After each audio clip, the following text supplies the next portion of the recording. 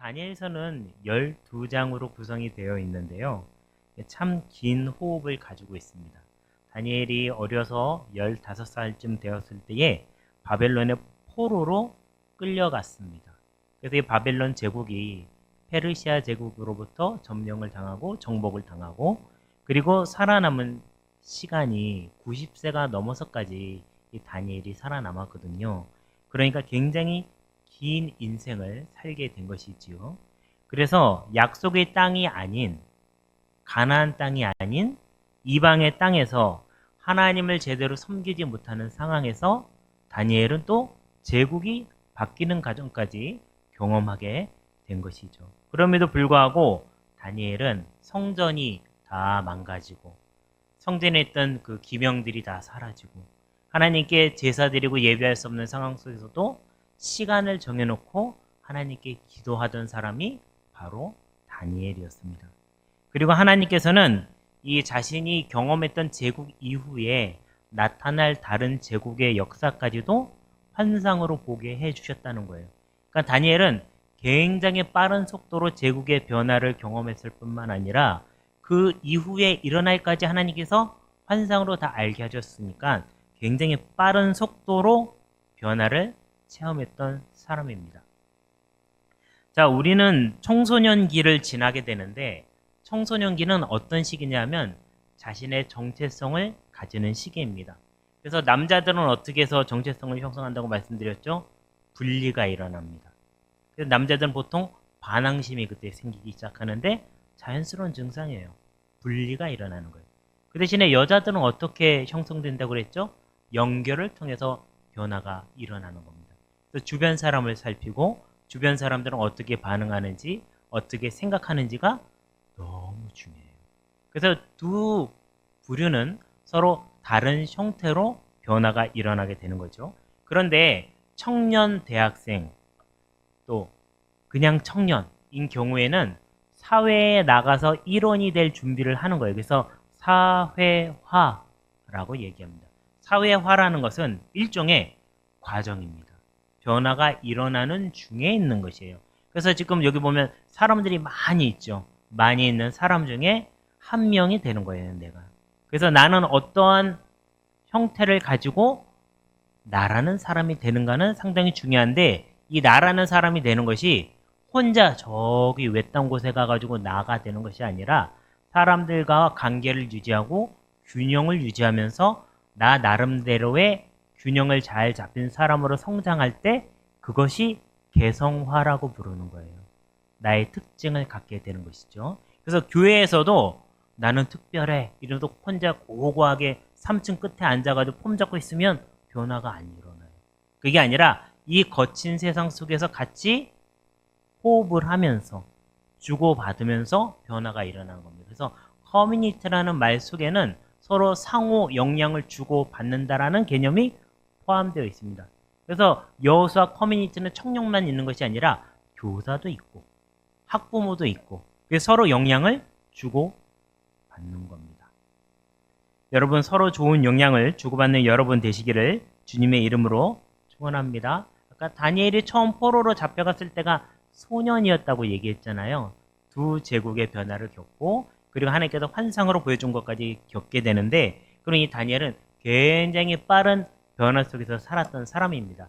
그런데 어떻게 이 다니엘이 시행착오를 겪지 않고 자신의 정체성을 잘 유지하면서 마지막까지 살아남고 또 우리에게까지 다니엘서가 전달되게 되었는지를 오늘은 말씀을 통해서 한번 살펴보도록 하겠습니다. 첫째, 같이 읽어볼까요? 시작! 지혜 있는 자는 가르치는 자이다.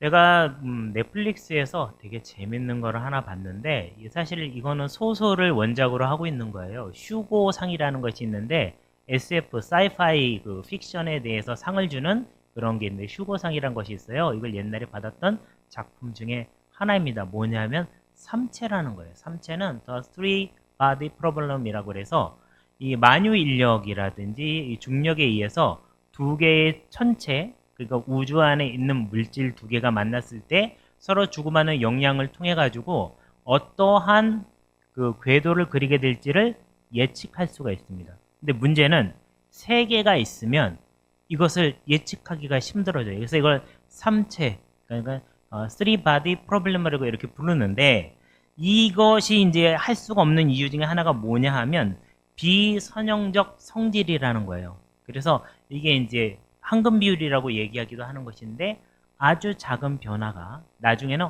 어마무시하게 큰 차이를 만들어내기 때문에 예측하기가 힘들다는 거죠. 그리고 이것을 예측하게 만드는 공식을 만들 수도 없는 것입니다. 여기에서 나오는 굉장히 재미있는 이야기는 이러한 삼체, 그러니까는 쓰리바디 프로블렘이 온 우주에 영향을 미치게 되는 그런 문제가 된다는 것이에요. 그래서 과학자들이 막 연구를 하는데 연구 결과가 자신들이 생각한 것과 전혀 다른 결과가 나타나는 거예요. 근데 뭐 스포 아닌 스포를 하자면 그 이유는 외계인들이 지구에 와서 정착하고 침략을 해야 되는데 지구의 발전 속도가 너무 빠른 거예요. 그래서 자신들이 도착할 쯤 되면 지구인들은 자기들보다 더 문명이 발전해서 자신들을 이길 수 있는 수준이 되는 거예요. 그래서 그걸 방해하기 위해서 과학자들을 혼란스럽게 만들고 과학의 결과를 혼란스럽게 만든다는 일종의 세계관, 그러니까 스피노프가 그 안에 들어있다라는 것입니다. 자, 그러니까 현대인들이 겪고 있는 혼란과 혼돈이란 것은 단순히 우리나라 또는 전 세계의 문제만이 아니라 온 우주에서 일어날 수 있는 일이라는 거예요. 다니엘은 그런 혼란한 시기를 굉장히 빠른 속도로 15세에서부터 90세까지를 겪게 되었다라는 것입니다. 그래서 여기서 지혜 있는 사람은 어떤 사람이냐? 자신의 정체성뿐만 아니라 주변의 정체성을 지켜준 사람이다. 이런 얘기를 다니엘서 11장 33절에 하고 있는데요. 한번 같이 읽어보겠습니다. 시작. 백성 중에 지혜로운 자들이 많은 사람을 가르칠 것이나 그들이 칼날과 불꽃과 사로잡힘과 약탈을 당하여 여러 날 동안 몰락하리라. 여기서 그들은 지혜로운 자들을 가리키는 거고요. 이런 지혜로운 자들이 칼날, 불꽃은 화형이라고 이렇게 표현을 합니다. 그리고 사로잡힘과 약탈을 당하게 될 것이다 라고 얘기를 합니다. 지혜를 가진 사람들은 단순히 자신의 삶만 지키는 게 아니라 주변에 다른 사람들에게도 지혜를 전한다라는 것이에요. 그래서 교회에서 말씀을 듣고 그 다음에 들은 말씀을 서로 나누고 그리고 말씀을 나가서 전하는 과정이 있어야 되는 거예요. 그래서 말씀을 적용하는 일이 어떤 일보다 너무너무 중요합니다. 그래서 말씀을 깨닫고 깨달은 말씀을 자신의 삶에 적용해보고 그런 사람들은 다른 사람들에게 할 말이 생기는 거예요. 그래서 다른 사람을 만나면 그 얘기가 너무 하고 싶어요. 그래서 다른 사람한테 이 이야기를 전하는 거를 뭐라고 부르냐면 두 글자로 전도라고 부르는 거예요. 전도라는 건 억지로 하는 게 아닙니다. 아주 자연스럽게 나오는 거예요. 어떻게 나오냐? 내가 삶을 말씀대로 살아가다 보면 그 삶에 대해서 얘기하고 싶어져요. 그래서 그걸 얘기하는 게 전도예요. 그러니까 전도를 하라 마라 얘기할 것이 아니라 전도를 할 수 있는 삶의 증거가 있어야 되는 거예요. 그래서 말씀을 듣고 이 말씀대로 살아낸 삶을 소그룹에서 나누는 것입니다. 그래서 예수님도 부활하시고 승천하기 전에 이런 비슷한 말씀을 제자들에게, 사람들에게 남기셨습니다. 같이 한번 읽어볼까요? 시작. 내가 너희에게 분부한 모든 것을 가르쳐 지키게 하라. 볼지어다 내가 세상 끝날까지 너희와 항상 함께 있으리라 하시리라. 여기 다니엘서 11장 33절에 나온 지혜로운 자와 같은 맥락인 거죠. 제자의 삶에 대해서 말씀하신 것입니다. 그래서 말씀을 들을 때 깨달았다면 한 주 동안 주변에 있는 사람들에게 깨달은 말씀을 전해야 되는 거예요. 우리가 소그룹을 이제 예배 끝나고 나서 하잖아요. 뭐 어느 소그룹 발표할 때 보면 저희는 한 주간의 생활만 나눴습니다. 그러시면 안 돼요. 오늘 말씀으로 듣고 특별히 깨달은 것을 한마디라도 하셔야 됩니다. 신앙의 목소리를 가지셔야 돼요. 이 신앙의 목소리를 가지는 훈련을 지금부터 하지 않으시면 나중에 다른 상황 속에 들어갔을 때에 이 상황을 돌파할 수 있는 힘을 얻지 못합니다. 지금부터 신앙의 목소리를 가다듬고 만들어 나가셔야 돼요. 이거는 아무도 대신해 줄 수가 없어요. 왜냐하면 지금 대학교 시험도 수능 시험이라고 부르잖아요. 수능 시험으로 바뀔 때쯤에 저는 이미 대학생이었어요. 그리고 이제 그때 교육부에서 내놓은 방침은 뭐였냐면 앞으로 교육은 공급자 중심이 아니다. 수요자 중심으로 교육이 바뀐다라고 얘기한 거예요. 공급자 중심은 학교에서 가르칠 걸 다 정해놨어요. 그래서 그거를 공부하면 됩니다. 그래서 정답이 항상 있는 거예요. 근데 수능 시험은 그게 정답이 공급하는 사람이 정하는 것이 아니라 공부를 배우는 사람이 정하는 거예요. 그래서 수요자 중심의 교육으로 바뀌기 시작한 겁니다. 그래서 그때부터는 입사 시험도 바뀌었습니다. 예전에는 정해놓은 정답을 외우고 말하는 사람이 입사 시험에서 좋은 성적을 받았는데 그 이후부터는 입사 시험이 바뀌었는데 뭐 이런 거예요. 당신이 3층에 있습니다. 엘리베이터를 타고 10층까지 가고자 합니다. 가장 빠를 때와 가장 느릴 때는 언제입니까? 가자마자 엘리베이터에 있으면 가장 빨리 올라가겠죠? 몇 분 걸릴까요? 한 층에 몇 분 정도 서는지, 그리고 사람들이 한 층마다 탔을 때에 문이 열리고 닫힌 시간이 얼마인지를 계산해서 제시할 수 있어야 돼요. 정확하진 않아도 돼요. 근데 문제 해결 방법이 있어야 돼요. 이런 문제도 나옵니다. 골프공에는 파인 홈이 몇 개일까요?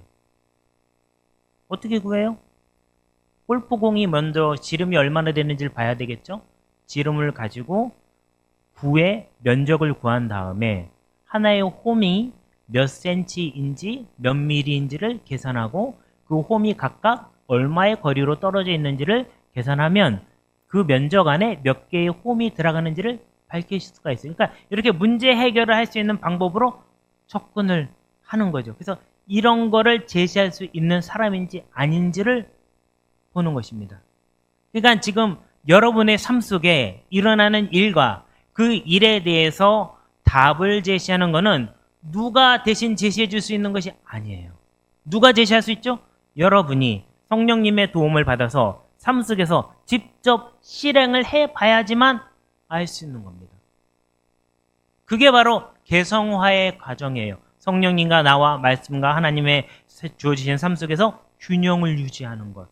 이게 개성화의 과정인데 이거를 청년 시절에 하지 않으면 이제 뭐 결혼해가지고 부부가 돼가지고 가정을 꾸미잖아요. 그러면은 그때 딱 일어나는 일은 나는 대처를 못하는 거예요. 좋은 남편, 좋은 아내, 좋은 아빠, 좋은 엄마, 좋은 사회인으로서 자리 잡을 수가 없습니다. 지금부터 하셔야 돼요. 매주 주어지는 그 시간에 하시는 겁니다. 그래서 삶 속에서 일어나는 고난과 문제를 말씀을 통해서 바라보고 때로는 상처를 받지만 그 상처를 통해서 얻은 지혜를 가지고 살아가게 될 적에 나만 사는 것이 아니라 나의 가족 공동체를 살리게 된다는 것입니다. 그래서 이렇게 엄마 아빠가 됐을 때 딸에게, 아들에게, 아내에게, 남편에게 이것을 알려줄 수 있는 사람으로 성장하게 된다는 것입니다. 이런 준비를 미리미리 하시는 여러분 되시기를 주님의 이름으로 축원합니다.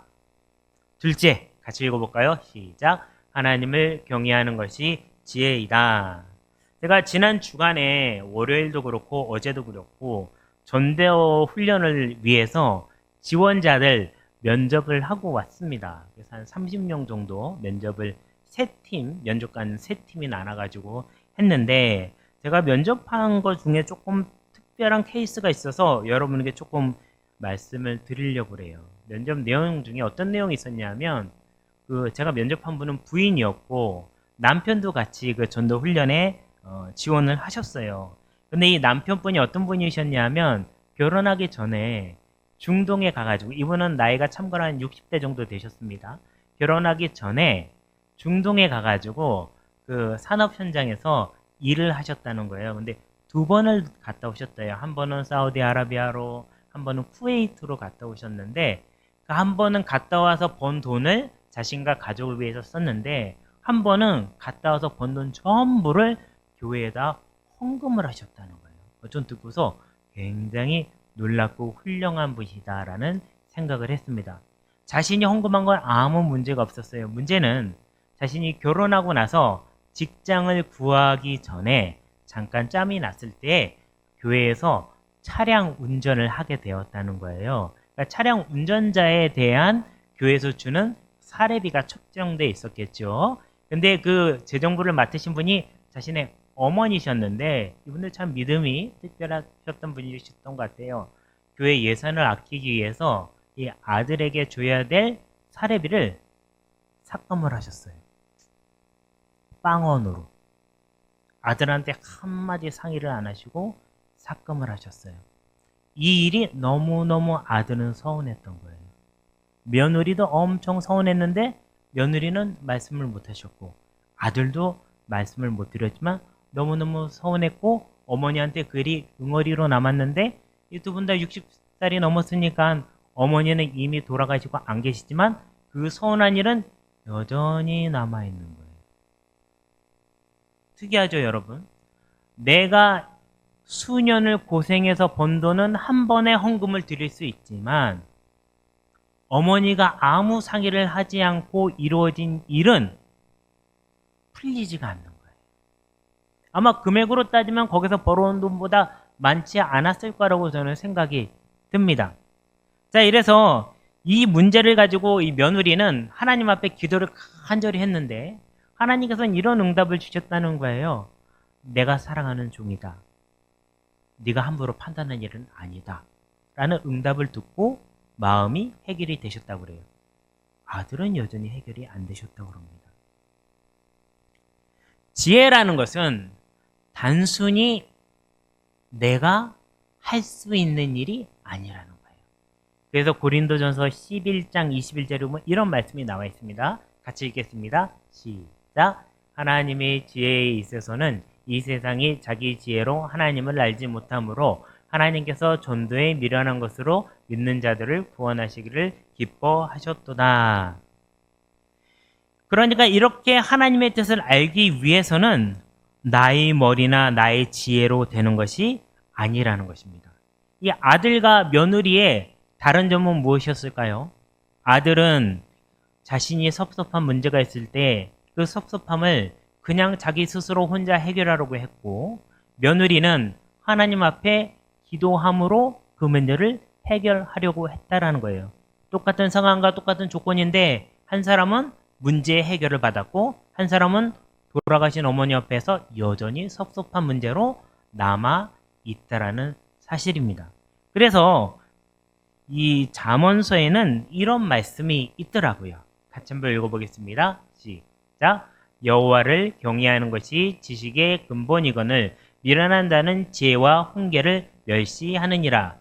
이 경외라는 것은 무슨 뜻입니까? 경외라는 것은 우리의 마음속에 있는 하나님을 향한 영적인 마음의 태도와 자세라는 거예요. 경외라는 것은 하나님이 너무 좋아요. 근데 하나님이 좀 두려워요. 그러니 하나님이 좀 두렵지만 그래도 좀 가까이 가고 싶어요. 이런 복잡한 마음의 상태를 경외라고 표현할 수가 있습니다. 근데 이 경외를 갖고 있을 때에 우리는 지혜와 훈계를 바로 알 수 있게 된다는 것이에요. 며느리는 어떤 자세를 갖고 있었죠? 하나님을 경외하는 자세를 갖고 있었죠. 아들은 어떤 자세를 갖고 있었죠? 하나님을 경외하지 못하기 때문에 어머니를 이해하지 못하는 상태에 이르게 된 것입니다.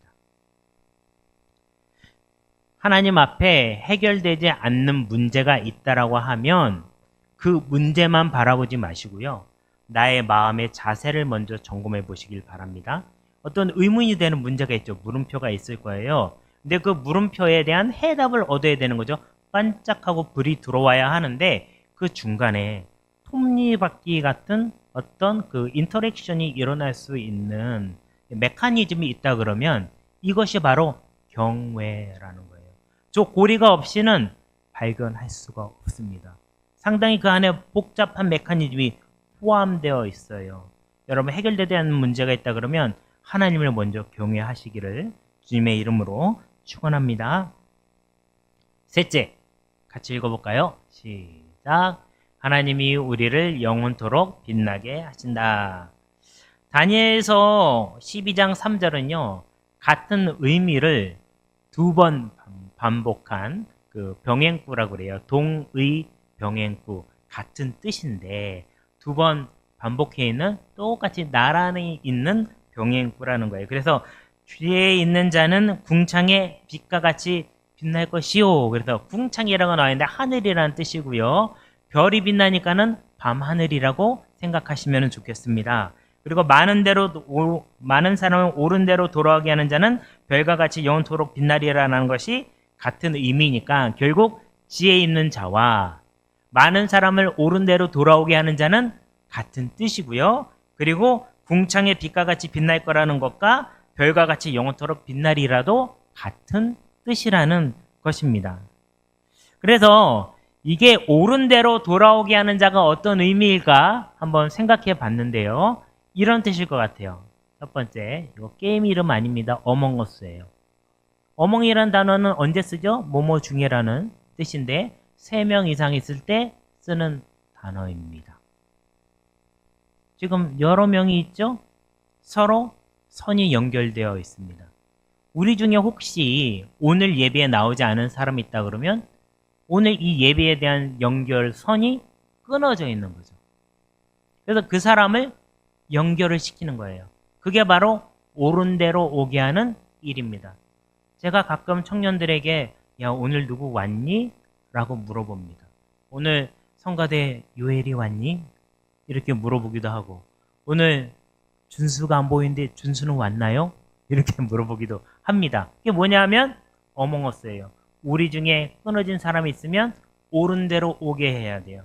그게 우리가 해야 되는 일이라는. 근데 저기 빨간색으로 되신 분이 계시죠? 이분은 누구실까요? 네, 우리의 머리 대신 예수 그리스도죠. 결국 우리의 모임은 누구에게까지 연결되는 것입니까? 예수 그리스도에게까지 연결이 되는 거예요. 근데 중요한 건 또 이겁니다. 발음관계 아까 A였죠? A니까 어몽어스고요. B니까 between them이에요. between은 뭐죠? 두 사람일 때 사용하는 말이에요. 두 사람일 때. 아까 어몽은 3명 이상일 때. between인데 두 사람이 남녀일 수도 있고 그리고 가와 나라는 사람일 수도 있고 가불일 수도 있지만 뭐 중요한 건 이 두 사람의 하트가 깨졌네요. 연결시켜줘요. 바른 대로 돌아오게 하는 거예요. 바른 관계를 다시 회복하게 해주는 것이라는 겁니다. 그래서 이 일을 우리가 해야 되는 것입니다. 인생의 고난이 딱 다가올 때에 우리는 이 인생의 고난을 나의 지혜로 바라보는 것이 아니라 뭐로 바라봐야 되나요? 하나님을 경외하는 영적인 마음 자세로 바라봐야 하는 것입니다. 그래서 이렇게 또 바라볼 수 있게 도와주는 것이 공동체가 해야 될 역할이라는 거예요. 그래서 공동체는 그래서 모여 있는 것이에요. 근데 이 공동체가 하나님을 바라보는 일을 하지 않고 자신들끼리 모여가지고 다른 사람들을 험담하거나 욕하거나 그리고 공동체의 선한 목적이 아니라 엉뚱한 걸 가지고 나아간다 그러면 하나님은 그것을 해쳐서 없어지게 하는 거예요. 예전에 제가 저 시용 쪽에 있을 때에 그 동네 주유소가 하나 있었거든요. 이 주유소가 교회 소유예요, 교회. 제가 있던 교회는 아니고 그 옆 교회 소유인데 주유소에서 돈이 많이 벌린답니다. 그래서 이 돈을 어떻게 써야 될지를 교인들이 모일 때마다 싸운대요. 그 교회가 점점 잘 안 되고 주유소는 잘 되는데 맨날 모이게만 하면 싸워요. 하나님이 기뻐하는 일이 아니겠죠. 제가 옛날에 아는 어떤 목사님은 그 압구정동에 교회를 가셨는데 교회는 시들시들 잘 안 되는데 어린이집이 너무 잘 되는 거예요. 근데 교회 이름하고 어린이집하고 똑같은데 이름이 어린이집이 너무 잘 돼가지고 교회가 크지를 않아요. 그래서 가자마자 그 목사님이 어린이집 문을 닫으셨답니다. 왜냐면 하나님의 교회가 부흥을 해야지 어린이집이 더 부흥을 해가지고 안 되는 거예요. 지금도 그 유치원이 워낙 유명하긴 하지만 그래도 그렇게 커지지 않았어요. 교회는 세계적인 교회가 됐어요. 네. 여러분 뭐냐 하면 하나님이 기뻐하시는 일이 더 부흥해야 돼요. 그래야지 하나님이 그 공동체를 사용하시는 겁니다. 다른 게 더 커지면 하나님은 해쳐서 없애신다라는 거예요. 여기 별이 5개가 있습니다. 보통 호텔도 가면 5성급 호텔이 있죠. 근데 두바이에 가면 7성급 호텔이 있다고 그래요. 우리나라의 장군은 별이 몇 개죠? 5개야? 4개야? 그치, 4개지. 근데 미국에는 별이 5개 되는 장군이 있어요. 원래는 평소에는 4성 장군인데 국가에 위급한 일이 생겼을 때는 5성 장군을 세울 수가 있습니다. 이건 무슨 얘기냐면 모든 지휘권을 그 아래에 두게 된다는 거예요. 다니엘은 별과 같은 사람이었습니다. 왜 별과 같은 사람이었냐면 하나님께서 그 다니엘에게 특별한 권세를 주신 거예요. 다니엘 때문에 그 나라가 살아있는 겁니다. 다니엘 때문에 그 민족들이 살아있는 거예요. 이 세상에 존재하지 않는 특별한 레벨의 계급을 하나님께서 그 다니엘에게 허락해 주셨다는 거예요. 여러분이 하늘의 별과 같이 빛나게 하나님께서 사용하신다는 것은 이 세상에는 없는 지위, 이 세상에는 없는 명예, 이 세상에는 없는 자리를 여러분에게 하나님이 특별히 허락해 주셔서 위기의 때에 지도력, 리더십을 발휘하게 하시고 그 가정을 살리시고 여러분 자신을 살릴 뿐만 아니라 많은 사람들을 옳은 대로 돌아오게 하는데 이 옳은 대로 돌아오는 게 아까 뭐라 그랬죠? 바른 관계 A among us, 바른 관계 B between them. 그래서 그들의 관계성을 하나님과 바른 관계를 맺을 수 있도록 해주는 거라는 거예요. 이런 일로 하나님께서 여러분을 부르실 줄로 믿습니다. 그래서 오늘 부른 찬양처럼 여러분 모든 민족에게 하나님의 역사가 일어나는 것을 여러분은 보게 될 줄로 믿습니다. 하나님이 주신 지혜로 많은 민족들 하나님 앞으로 인도하는 바른 관계를 맺게 하는 여러분 되시기를 주님의 이름으로 축원합니다.